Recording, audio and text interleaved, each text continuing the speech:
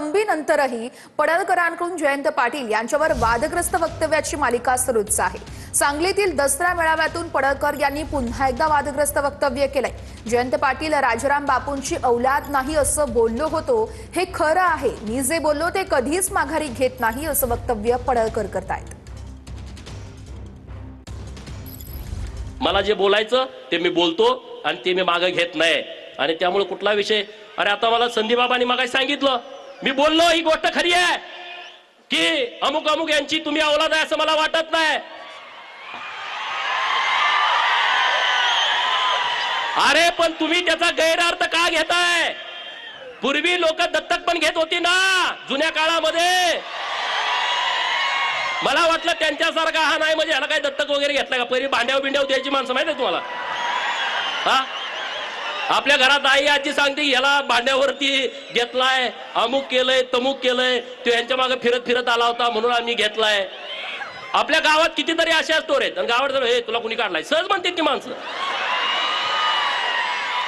म्हणतात की नाही हे तू कुणाची औलाद आहे रे, तुला काय असं करतो? सहज गावात बसल्यावर दिवसातनं 1000 वेळा लोक बोलतात, 1000 वेळा। अरे तुम्ही मला मंगळसूत्र चोर म्हणता, तुम्ही मला मंगळसूत्र चोर म्हणता। जयंतरावला माझा सवाल आहे, तुझ्या कितव्या नंबरच्या बायकोचं मंगळसूत्र मी चोरलं सांग लोकांना।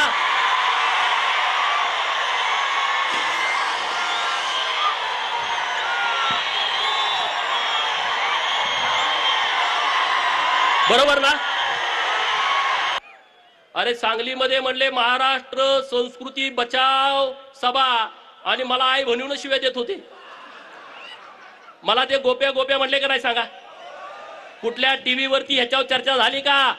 एक विधानसभेचा आमदार ज्याला 40,000च्या मतांनी निवडून दिलाय त्याच्या विरोधामध्ये हे शिव्या देत आहेत, हे गोप्या गोप्या म्हणतायत। कुठं डेबिट झालं नाही, कुठं तिथं असा स्पेशल रिपोर्ट झाला नाही, म्हणजे ह्यांना हे मान्य आहे। मला गोप्या म्हणलं यांना, मला म्हणू दे रे, मी एकदम सामान्य घरातला पोरगा आहे, मला गोप्या म्हणला काय आणि काय म्हणला मला त्याचा फरक पडत नाही। मग मी तुला जनत्या म्हटलं तर चालेल का? चालेल का? मी म्हणणार नाही, पण असं म्हणलं तर चालेल का? अरे त्या जयंत्याला माझं चॅलेंज आहे, माझी हात आणि पाय तोडायची तुम्ही भाषा सांगलीमध्ये केली। ते वाळव्याचं कुत्र म्हणत होतं की त्याला पोरं हुडकायला चाललेत। त्या जयंत्याला आणि त्या वाळव्याच्या कुत्र्याला मी आव्हान करतोय बिरोबाच्या बनातनं, तुम्ही जर जातीवंत पाटील असाल तर उद्या दुपारी प्रेस घेऊन जयंत पाटील आणि तो वाळव्याचा कुत्रा मला टायमिंग देईल, टायमिंग। माझं वाक्य पुढचं ऐकून घ्या। जयंत्या आणि वाळव्याच्या कुत्र्यानं उद्या मुंबईमध्ये सांगलीमध्ये प्रेस घ्यायची आणि त्यांनी सांगायचं गोपीचंद पडळकरला ईश्वरपूर मध्ये यायचं की वाळव्यात यायचं, दिनांक वार आणि वेळ मला सांगा, मी तिथं येतो। बरोबर ना? माझ्याकडे पोरं यायची गरज नाही रे, ती तुमच्यात हिम्मत नाही डरपोकानो, पण मी तुम्ही सांगाल तिथं येतो, हे मला तुम्हाला सांगायचं आहे। गोपीचंद पडळकर आणि सन्माननीय जयंतराव पाटील यांच्यातील वाद हा त्या ठिकाणचा जुना आहे।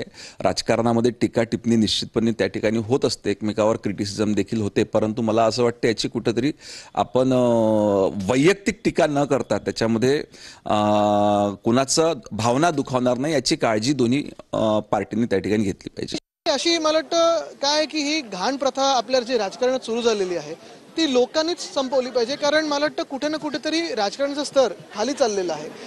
राजकारणात विरोधक असू शकतात, राजकारणात वेगळ्या वेगळ्या विचारसरणी असू शकतात, पण कुठच्या प्रकारची भाषा आणि काय आपण नेमकं पाहतोय। पण तरी तुम्हाला सांगतो हे सगळं जे काही चाललं आहे ते एकाच ह्याच्यावरनं लक्ष भरकटवण्यासाठी चाललेलं आहे। शेतकऱ्यांना जी मदत मिळाली पाहिजे। देवेंद्रजींनी मागच्या वेळेस म्हटले की आम्ही त्यांना समज दिली, ते पुन्हा म्हणले की मी माझ्या वक्तव्यावर ठाम आहे, मी माफी मागत नाही। याचा अर्थ काय? तुम्ही आई बहिणींची इब्रत अशी काढणार का? आणि मला सांगायचंय दसरा कशासाठी करतात? ज्या सीतेचं अपहरण रावणाने केलं त्याचा विध्वंस करण्यासाठी दसरा करतात.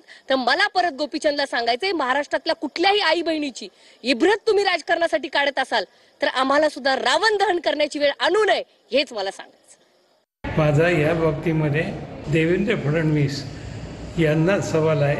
आपण गेल्या वेळेला त्यांना सांगितलं की मी त्यांना समज दिलेली आहे. ही समज दिली का? गेल्या वेळेपेक्षा आज आणखी खालच्या पातळीवरती त्यांनी आज भाषण केलेलं आहे. आम्हाला तरी असं वाटतं की या सगळ्या पाठीमागे तुमची फूस आहे.